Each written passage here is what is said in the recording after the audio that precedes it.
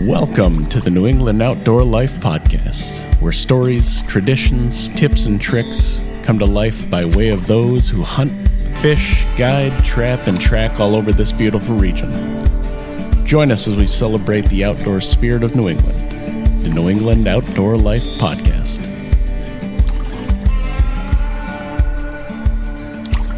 Good evening, everyone, and welcome to New England Outdoor Life Podcast. We are trying some new stuff and entering close to our second year in doing this, and deciding to quote take the show on the road, and going to new venues, doing trade shows, meeting with other people, and we are still right here in the wonderful Green Mountain state of Vermont, but meeting with a good friend of mine who's a taxidermist. And as we've said, we really want to try and stay diverse in our topics about the outdoors. And tonight, I want to introduce George Reed from Wildlife Design Taxidermy. Thanks, Matt. Thanks for having us here. Thank you.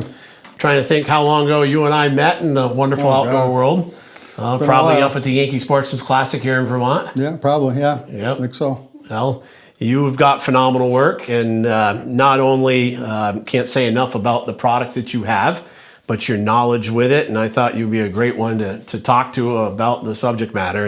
And can't say enough about the opportunity, but also that you've got my son's deer here, so getting to see the finished product. So, but again, thank you very much for having us tonight. How long have you been doing taxidermy? I think I started back in 2007. I think I started. I've always been interested in it, and as a kid collecting squirrel tails and stuff like that growing up and fishing. Sure. And I was always interested in it. And I think when I was in 8th grade, I think we went to a museum, and I got to see different animals and how they're displayed and habitats and stuff like that. And I became really interested in it. And then with the internet coming online and stuff like that, you could just type in and look things up, and kind of got into it that way. And yeah. Very good. Now, did you go to school for it? How did you start learning the craft? Internet, reading it, reading different things, magazines, videos, just kind of trying to get everything I can get my hands on to learn everything I could about it. Sure. Good for you. Well, I think anybody knows that good taxidermy is an art form, and especially when it comes to doing fish. And you and I have talked about doing fish too, and that a lot of people don't realize that there is a ton of paint work involved with that, and we'll talk a little bit about that later on tonight. But I know you're good friends with Pete LaJoy as well, and I can recall when I was in high school, when Pete first started, he was down at the Rutland Fair here in Vermont, and I said to him, I might want to get into taxidermy. I love to hunt and fish. And he goes, you love to hunt too much, don't do it, because you're going to cut into your hunting time. So that's true. That's for sure, yeah. So certainly can change your demeanor and looking at time allotment, obviously, and what you're doing, but you're getting to work with wildlife, and obviously a huge passion of mine. But so tell us about your business and what you got going here. We've started this business 2017. I started full time. We do generally pretty much just deer and big game. We used to do fish, as you know. We're not doing any fish any longer, but maybe down the road we might start doing them again. But pretty much just big game. Yeah. Awesome. Deer, bear, moose. Yep. Now, do you get folks regionally or just mainly from Vermont, or? Vermont, pretty much all over last year I've gotten deer from South Dakota, Pennsylvania, Ohio, Illinois. Yep. We get them from all over. Awesome. Good stuff. So I'm lucky enough to shoot a deer that I want to put on the wall and add to my collection. I'm in the woods, just starting the field dressing process. My bell has gone off at, this is an animal I want to put on the wall. Mm-hmm. What should I be thinking about as far as that animal's care from then on out? Like if you're going to drag it out of the woods, you want to keep it up off the ground or put it in something to drag it. You don't want to be dragging it on the ground, just bare. Sure. Keep it clean, cold. And then get it to your taxidermist as quick as you can. There you go. Yeah. What would you suggest for somebody that's on the road on a long distance hunt, whether it's paid or not? I have been fortunate enough to go on a handful of guided hunts in different provinces and states, and some outfitters and guides are phenomenal at caping, and others leave a little bit to be desired. So what's your suggestion there? I tell guys, if they're going to go for a hunt, practice on a deer that you don't plan on mounting. Sure. Just cape it out, try caping it out. The more you do, the better you're going to get at it. And, but yeah, try to get, depending on where you're going, maybe look up a local taxidermist. Sometimes you can get guys that'll cape them out for you for a fee or whatever. But sure. Yeah, I've had customers call me up in the middle of the night and say, hey, I don't know what to do with this, So we've assisted in a few capes over the phone, but I just tell guys try to practice, and that way you can cape your own out, know what you're doing, and sure. That way you're not going to make a mistake. Yep. Now, we know that a lot of the bear seasons start in fairly warm weather, especially Maine, Vermont, New Hampshire. Pretty critical to get them on ice fast. Especially bears. Yeah. Especially bears. You want to get them cooled off as quick as possible. They do want to slip. Yep. Same thing. When you talk about slip, what's that mean? Well, as soon as a bear, you kill an animal, it expires. Bacteria starts growing as soon as that animal's dead. Mm-hmm. So it's like, just like anything else, it's going to rot. So you want to get it cool down, put it in a freezer or whatever, and as soon as possible. Now, certainly make a difference to get that hide off the meat right after the kill. Yes. Then obviously getting the meat, the consumptive part of it on ice as well. Mm-hmm. What if somebody wants to do other things with that bear? Better to have them bring the whole thing on the skull and paws to you? Or? Yeah, I just generally tell them leave the paws and the skull in. Yep. I just take care of that myself. Gotcha. But then again, if you're hunting out of state, it's just obviously with laws and worrying about chronic wasting disease and what you can transport, and knowing that you can't bring any brain matter when it comes to whitetails, and a lot of elk places too. So they got to bring it on a skull cap, and then 100% meat deboned. So I think most people are pretty aware of that, But a lot. You tell anybody if they're listeners right now to make sure you know your laws. If you're coming from a CWD state back to you in Vermont, it's got to be deboned and clean. So, what other suggestions you have for people prior to bringing an animal to you? Depending on who you're working with as a taxidermist, maybe getting a hold of him before the season or before your hunt, letting them know if they're taking in work or what have you. And certain taxidermists have a way they want an animal skun out a certain way or whatever. Sure.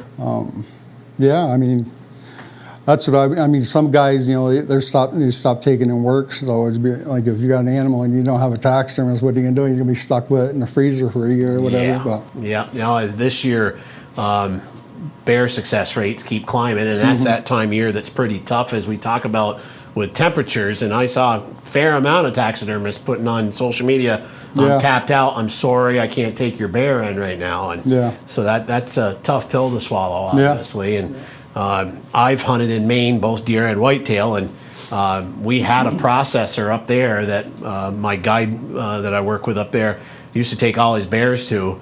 And the gentleman was getting up in age, and his kids were doing a lot of work for him, and they took on other jobs, and he closed his meat shop.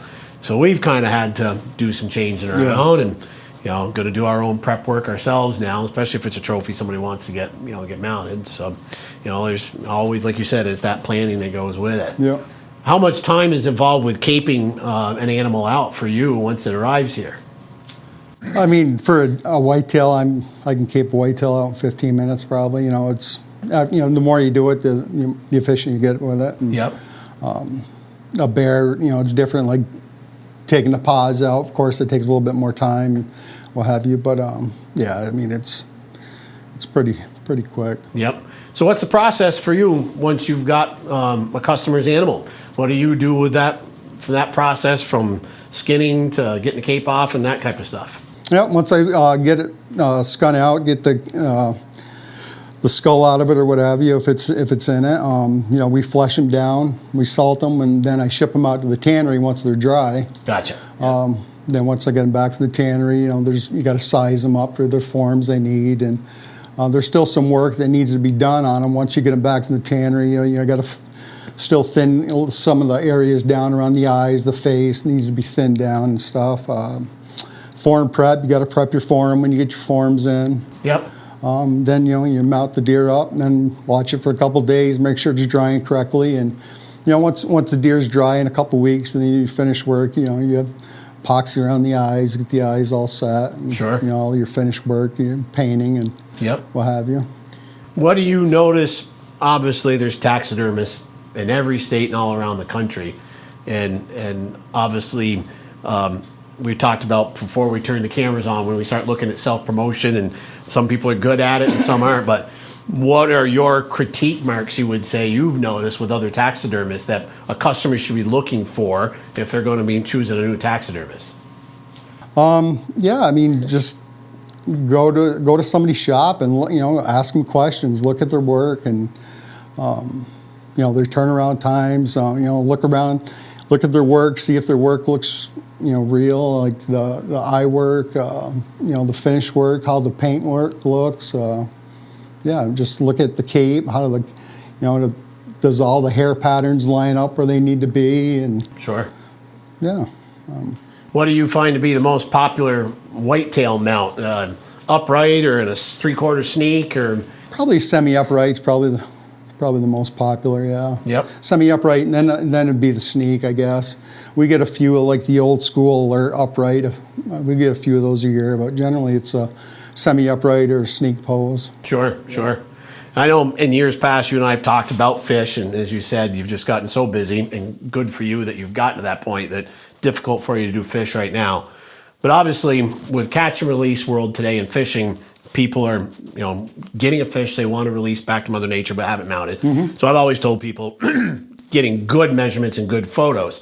Are those measurements critical with a large game animal too, or do you suggest that? Or usually I don't take any measurements till I get my capes back from the tannery. Gotcha.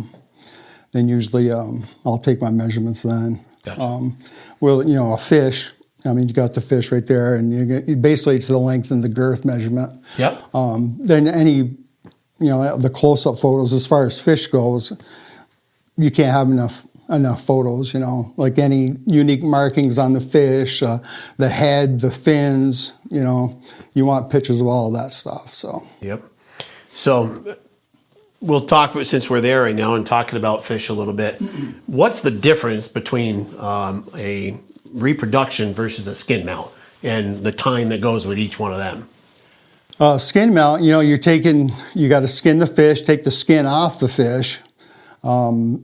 There's forms out there you can buy, or else you can just, what I used to do, I used to buy big blocks of foam and then just take measurements of the fish, and I used to carve my own forms for the fish.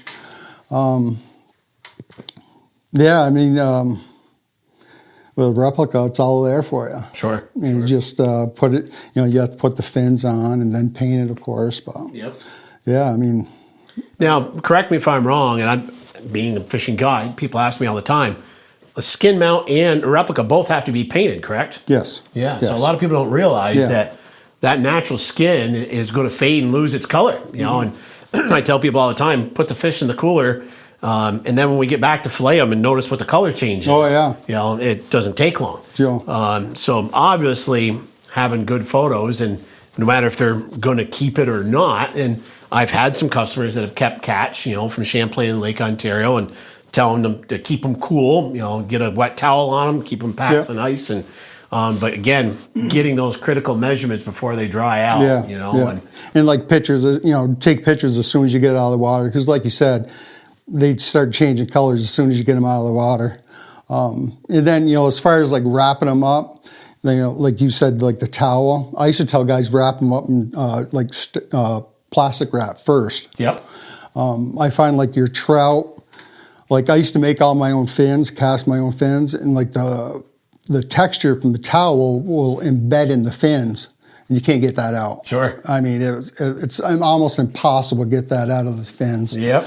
So I just tell guys, lay it out on the table, wrap it in plastic as flat as possible, keep the fins all tucked in nice and tight, and then freeze it like that. Sure. Yeah. I've very happy and fortunate that I've got a rainbow trout that you gave me, and I've taken it to a ton of shows over the year, and I've had other taxidermists come to me and say, "Who did that? That's phenomenal work." Nice. And it just looks so realistic, and it's hard for me to bite my tongue knowing the work you can do, and you just, as you said, kudos to you and what you've built with your business, and obviously what big game takes up time for you. And people don't realize the time that goes involved with doing fish, and I'm trying to explain to them that I've got a guy for you, but if he can get to it, he's probably a couple years out, and they look at you like you got four heads. They just don't realize the time consumption that goes with everything you do here. Yeah. But you've got quite the little shop right here, right next to your home. How did you lay out your shop, and did you build it around the business, or was it just a garage you It was transferred? when we bought the place, it was just a garage, and then we kind of just morphed into this. Really, there was I just kind of went with it, and there was really no plan. Yep. I didn't know how it was going to turn out. You know how it is when you start a business. You don't know what the heck's going to happen. So it's we just kind of slowly this is what it turned out to be, and pretty lucky. Good for you. That's phenomenal. When you got started to where you are today, mainly word of mouth, or have you have a website, you do social media, that type of stuff? Yeah, we have a website and a Facebook page. We've been to a few shows, basically word of mouth and Facebook. We do post on Facebook quite a bit, pictures of different animals, but yeah, I think. Have you done any competitions at all in the taxidermy world? Oh yeah. We used to compete quite often. I haven't in the last couple of years. I think 2 years ago was the last time I competed, but we try to go to the shows every year. Good for you. I mean, it's a great opportunity for people to learn who want to learn about taxidermy. You can't beat that. And joining an association. Yep. Just so much to learn. Absolutely. I have been pretty fortunate over the years to meet many of your brethren in the taxidermy world around, and it's neat to pick up the little nuances that other taxidermists around have learned over the due time, and how things have changed with technology, and of course with social media, and how you do what you do. Somebody is aspiring to be a taxidermist. Any suggestion to them? That'd be the first suggestion I'd make, would join your local association. Yep. Then just take your time with it. Don't be in a hurry to get into a business, I think a lot of guys get into that mistake. They'll go to school for a week, and all of a sudden they come home and now they're going to start a taxidermy business, and it's easy to get a bad reputation. Yep. Yeah, there's no question that practice makes perfect. Yes. And I have found with my business being diversified keeps me steadier throughout the seasons. And obviously battling Mother Nature is something else when you're looking at weather and wind and everything. But, I tell people I'm not a professor at just bass fishing. I can take you out and troll for trout and salmon, jig for lakers, go fly fishing for different species, and just try to mix it up. But that's 20 some years in business of doing it, and stuff that I've done my whole life, and learning that stuff. It doesn't happen just overnight. And just because you go to a guide school doesn't instantly make you a guide, and I know there's a couple of taxidermy schools down in Pennsylvania, and I'm sure they're a great way to get your foot in the door to start off, but practice, and I have just taken on a new hobby this year and doing some fly tying. And me with sausage fingers, it's not the easiest thing, and my eyesight fading with age. So, but there's a lot to it, and it's something that my grandfather dabbled in a little bit, and when I was a little kid, and to keep his kind of legacy going, I started learning it, and I got a lot to learn. There's a long ways to go with it, and I've been going to some other tyers and learning what they're doing in their craft too. And just like taxidermy, it's an art form. Sure. There's a lot to it, and a lot of patience involved with it. So what's an expected turnaround time that somebody would plan on once they drop their game off to you? Right now I'm about 12 to 14 months. Yep. And what does that time all include? Is it just drying after you've got it on the form, or Well, I mean, it's to do a deer, like the time length to take to do one deer, you're probably looking maybe 12 hours or so, maybe 12, 14 hours. Gotcha. But yeah, I mean, depending on the dry time and stuff like that. But, Sure. Yeah. Sure. Well, you've certainly done a phenomenal job, and as people can look around the room, and as we said, this is kind of our first shot at doing some remote video, and what better place than to come to a taxidermy studio, and people can see firsthand. And I'm sitting here drooling, looking at this steelhead and thinking, dude, you are missing it, because I would love to see you doing a lot more fish. It is a beautiful specimen. Thank you. But I, of anybody, know the time that is involved with doing that artwork, and I don't even wouldn't even know where to start in painting up something like that. But as people can see, it's a passion of yours and something you do phenomenal at. And any goals for you that you're looking at trying to accomplish, or any trips you want to do or stuff like that? No, we're just mountain deer heads, and Yep. it's about it. Nothing planned in the future. Good. Anyways, yeah, well, we'll see. When I find a partner for you, I'll send him your way.